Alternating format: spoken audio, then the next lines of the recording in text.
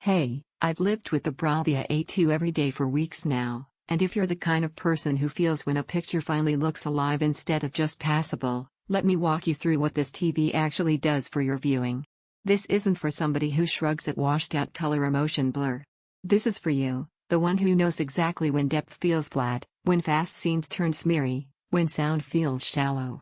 Before we go further, take a moment and check the current price and availability. Sets like this don't stay easy to get when people start noticing what genuine performance looks like.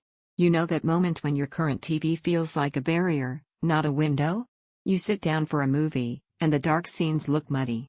You start a game, and everything feels pulled instead of present. That's the point where you realize you've outgrown compromise, you don't want almost right anymore. Then you switch this on. The first impression isn't just sharpness, it's depth. The QD OLED panel doesn't just show bright colors, it inhabits them. Dark scenes stay detailed, highlights stay vibrant, and every frame feels like it has layers. That sense of relief, the kind where you don't fight with settings or menus anymore, that's what it feels like here. Picture this, you're watching a film with subtle shadows in a night scene, and instead of guessing what's happening next, you see the details. Later, you're in a high-speed game and motion stays smooth, fluid, and responsive. Even everyday shows look richer, because the panel doesn't flatten out subtleties, it celebrates them.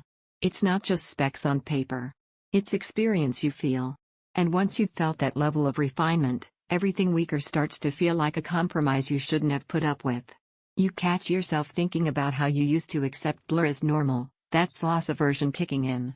You don't want to go back after you've seen what's possible. Take a moment and check stock again right now. This kind of performance doesn't linger when the community starts buzzing. If you're hesitating because the technology sounds premium, let's reshape that thought. This isn't about flash, it's about clarity, depth, and presence.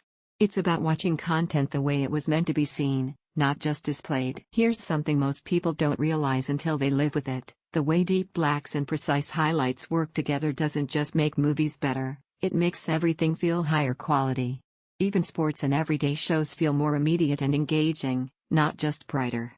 You feel rich, authentic color that doesn't oversaturate. You enjoy deep contrast that preserves detail everywhere. You get smooth motion that stays true to the scene.